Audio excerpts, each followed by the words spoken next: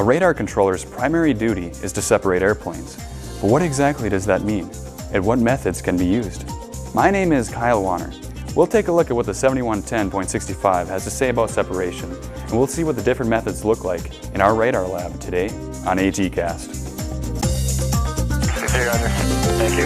JetBlue 1264 Boston, ground taxi ramp via November and Alpha. Boston Tower, Gulf Stream 717, Echo Pop 30 on the ILS 4 right approach. Hey, there's 741 is checking out.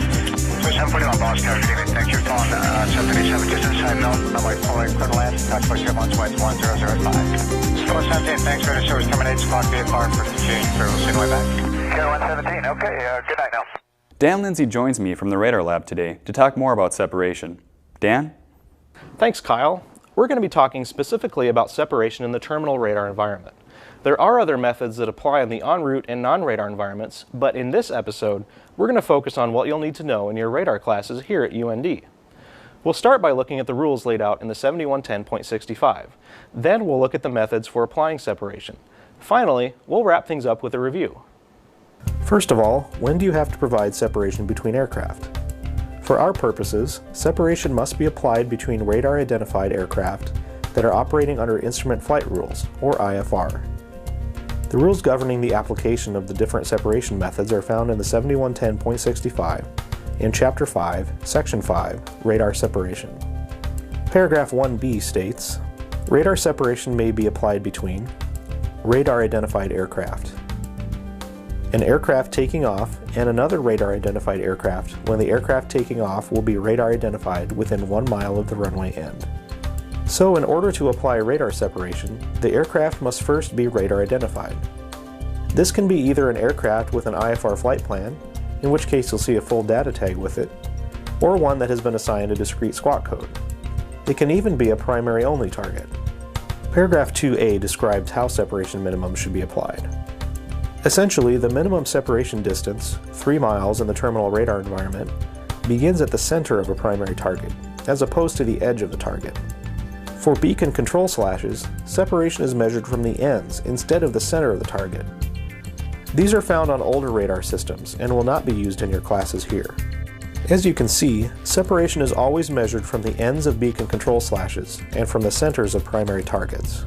The displays in the radar lab are all digital. Digitized targets are treated just like primary targets, in that separation is measured from the center of the target and they should never touch. Now let's get into the separation minimums themselves. These are covered in paragraph 4. Separate aircraft by the following minima. When less than 40 miles from the antenna, 3 miles. When 40 miles or more from the antenna, 5 miles. These standards apply to aircraft at the same altitude. Aircraft can also be separated vertically, which we'll talk about later.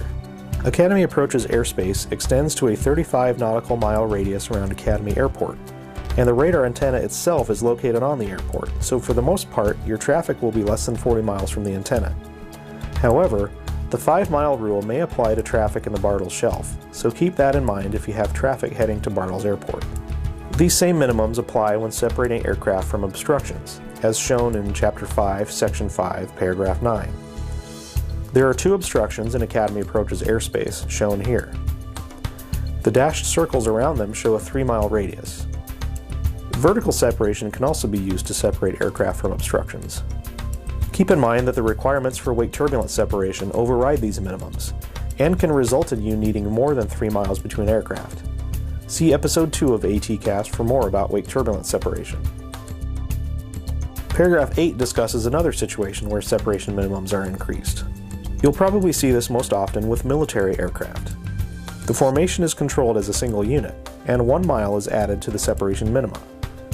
So if a formation of fighters is moving through Academy Approach's airspace, you would apply 4 miles of separation between the entire formation and any other IFR aircraft.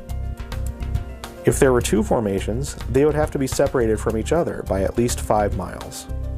The last rule to go over deals with adjacent airspace, meaning sectors under the jurisdiction of other controllers. For example, Approach North and South are adjacent, as are Aero Center and Springfield Approach. Paragraph 10 provides a set of minima that must be applied between aircraft under your control and the edges of your airspace boundary. When less than 40 miles from the antenna, 1.5 miles. When 40 miles or more from the antenna, 2.5 miles. These minima apply to these boundaries between approach north and south, Aero Center, and Springfield approach. Think of it like this. This rule ensures separation between aircraft in both sectors of Academy approach, because if the north controller maintains 1.5 miles between his or her aircraft and the airspace boundary, and the south controller does the same, there will be at least 3 miles between aircraft in both sectors at all times. Coming up next, we'll look at some methods for applying separation between aircraft. True or false? Separation is measured from the edge of a digitized target.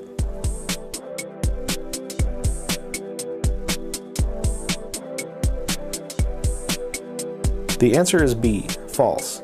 Separation is measured from the center of a digitized target. What is the separation minima for aircraft that are less than 40 miles from a terminal radar antenna? Assume there's no wake turbulence involved. A, 3 miles, B, 4 miles, C, 5 miles, or D, 6 miles.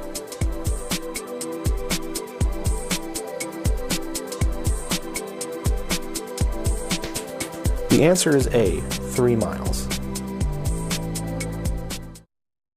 There are basically 3 types of separation you can use.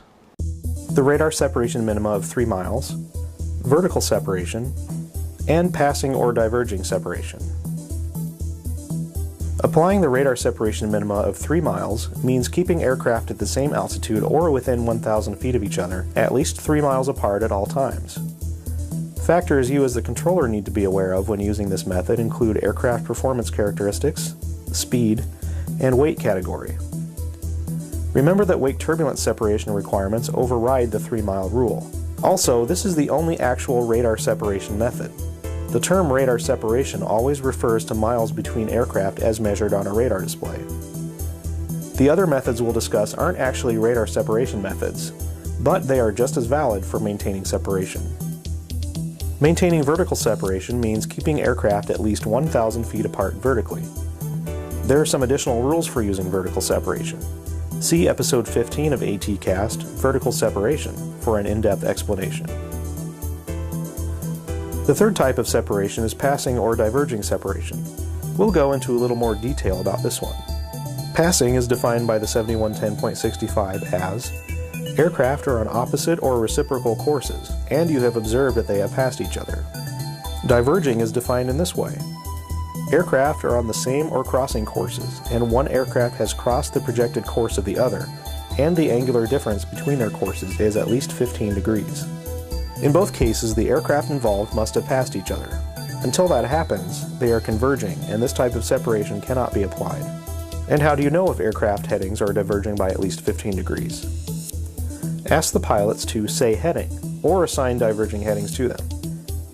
If their headings are not at least 15 degrees apart, and you have not already assigned diverging headings, you must do so in order to apply this rule. By the way, you see this method used in class all the time with departures from Academy Airport. In order to use simultaneous departures from the parallel runways, Academy Tower applies separation by issuing headings to departing aircraft that differ by at least 15 degrees. So if one aircraft departs runway 28 left at the same time as another departing from runway 28 right, they are separated because they are on diverging headings, even though a conflict alert may appear on your display. These aircraft are converging, and these are diverging.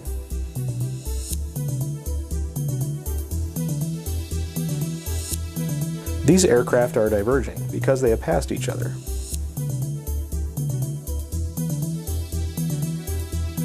These are converging.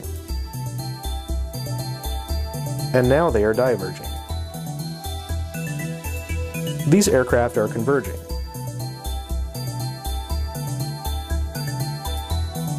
And these are diverging.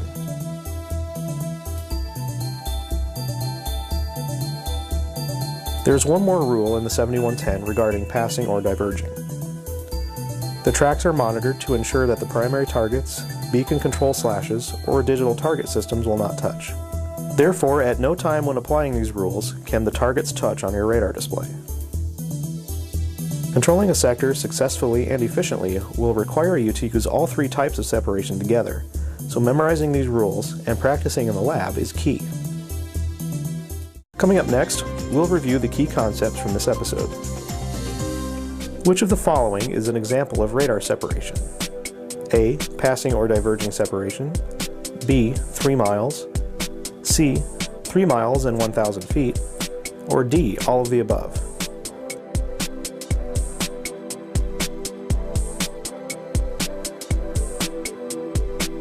The correct answer is B. Radar separation refers strictly to mileage as observed on a radar display. Complete the following statement to make it true. When applying the passing or diverging separation rule, the aircraft in question must have blank each other. A. Intersected. B. Observed.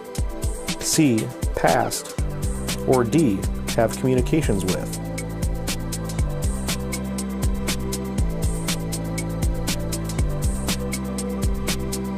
The answer is C. The aircraft must have passed each other in order to apply the passing or diverging separation rule. Now for a quick review. Separation must be applied between aircraft that are radar identified and which are operating under instrument flight rules, and is measured from the centers of primary and digitized targets and from the ends of beacon control slashes. If less than 40 miles from the radar antenna, targets must be kept at least 3 miles apart at all times. If they are 40 miles or greater from the antenna, then they must be kept at least 5 miles apart. The same distances apply when separating aircraft from obstructions. Wake turbulence separation requirements may increase the separation minima depending on the types of aircraft involved. Aircraft must also be separated from airspace boundaries. If the boundary is less than 40 miles from the radar antenna, the minimum distance is 1.5 miles. And if the distance is 40 miles or greater, the minimum is 2.5 miles. There are 3 ways to apply separation in the terminal radar environment: the radar separation minima of 3 miles, vertical separation, and passing or diverging separation.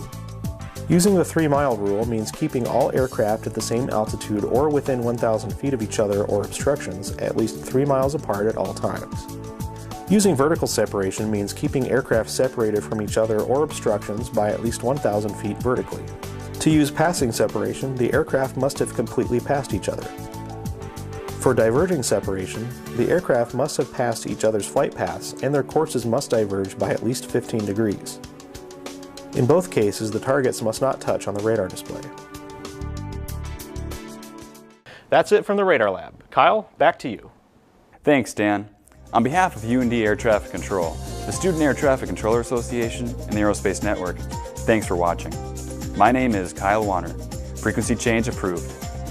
Learn more about UND Air Traffic Control and watch more episodes of ATCast by logging on to www.undsatca.org. Students may interactively test their knowledge by taking the ATCast quizzes on SATCA's Easy LMS page. ATCast can also be downloaded for free to your portable media device. Just search for ATCast on iTunes U.